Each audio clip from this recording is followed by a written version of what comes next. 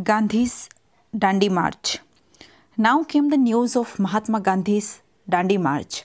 Murthy, the protagonist, the main character of the novel, he told the villagers that Mahatma had left for the Dandi beach along with 82 of his followers. He would prepare salt there and would break the salt law. The people of Kanthapura were one with Mahatma in his venture. The very moment Gandhi was supposed to make salt, the villagers took bath, a symbolic bath in the river there in Kanthapura itself, led by Murthy, and shouted Mahatma Gandhi ki jai. Then came the news that Gandhi had been arrested for breaking the salt law.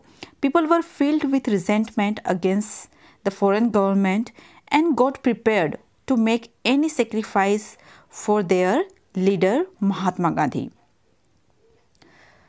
Now comes the picketing of Boranna's Toddy Grove.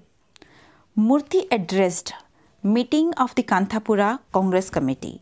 He told them that they would not pay the taxes, the land revenue.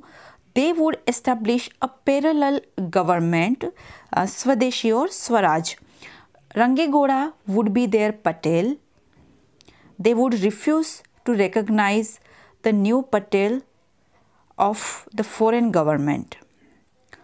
Murthy gave a clarion call for a struggle, or in this way, when they refused to pay any taxes to the British, they gave a clear clarion call for the struggle against the British government.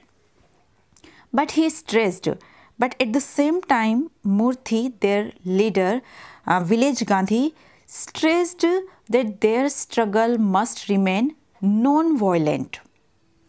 There should not be any kind of violence. It was decided to picket the Boranna's Toddy Grove. On the appointed day, Murthy marched at the head of 130. The police tried to stop their march, but they didn't stop. They forced open the gates of the Skeffington Coffee Estate. Rachanna and others rushed into the estate, climbed the trees and began to break the twigs and branches. The police deployed in strength, showered lathi blows on the satyagrahis. Many of them were caught, loaded in lorries and left in the far-off jungles at the time of night. The cartmen on the way gave them lift to come back to the village. Picketing of Boranna's Toddy booth.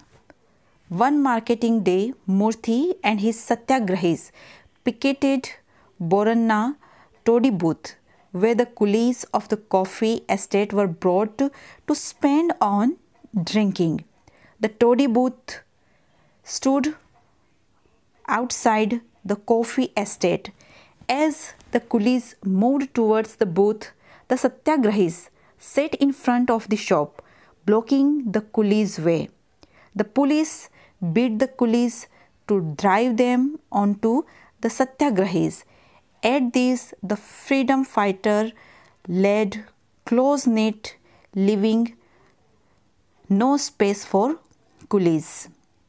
Feeling helpless, the police rained lathi blows on the freedom fighter. Police brutalities in jail. The news of picketing spread in the neighboring areas. As a result, as many as 26 Toddy booths were closed down in the vicinity of Kanthapura. Murthy had become a hero for them. Many came to have a darshan of this great man. When the imprisoned satyagrahis returned to Kanthapura after their release, They narrated horrible tales of police brutalities on them inside the jail. Suppression in Kanthapura intensified. The British government intensified its repression on the people of Kanthapura. A new Patel was appointed and people were told to pay the revenue. Only a few obeyed the government, others refused to pay because that was their Murthy's instruction. Then one morning, people found a heavy posse of police over Kanthapura.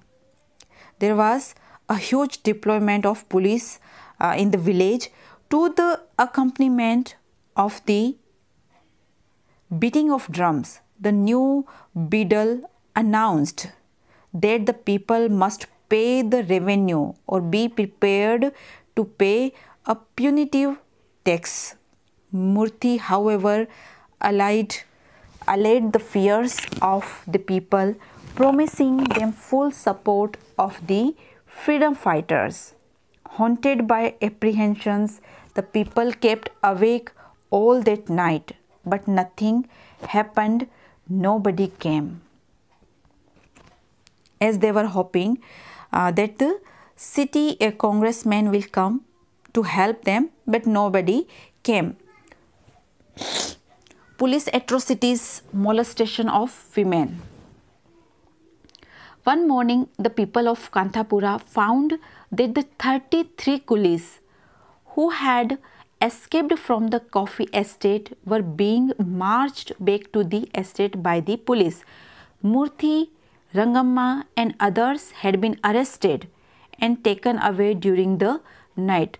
So, police atrocity and their suppression of the satyagrahis was continue as main leaders of the movement were being arrested. Murthy was arrested, Rangamma was too arrested, and others had been arrested and taken away during the night. Women and children came out and pelted stones at the police which was deployed there.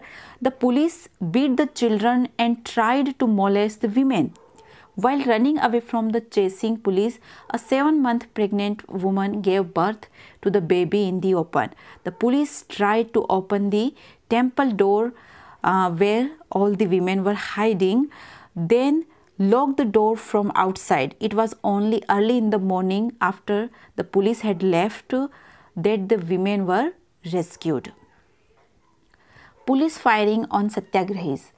The misfortunes of the people of Kanthapura were not over yet. One day, the Sahibs along with the city coolies arrived. They announced that the lands of the people were going to be auctioned for non-payment of the land revenue.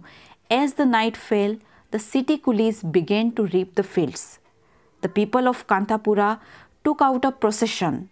The procession was given the look of a religious one, but then they started shouting political slogans. The police rushed at them with lathis. The coolies from the Skeffington Coffee Estate and the city coolies from the fields joined them. Many satyagrahis were wounded, others escaped to another village, Kashipur. People settled in Kashipur. Almost 1 year and 2 months had passed. 30 refugees from Kanthapura had settled in Kashipur. They often recalled those turbulent days in Kanthapura.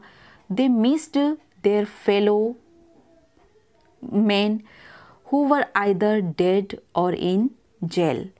On the whole, the people had the satisfaction that they had done something for their country. When, however, Gandhiji reached a treaty with the British Viceroy, now they had a leaning towards Jawaharlal Nehru, who was more practical.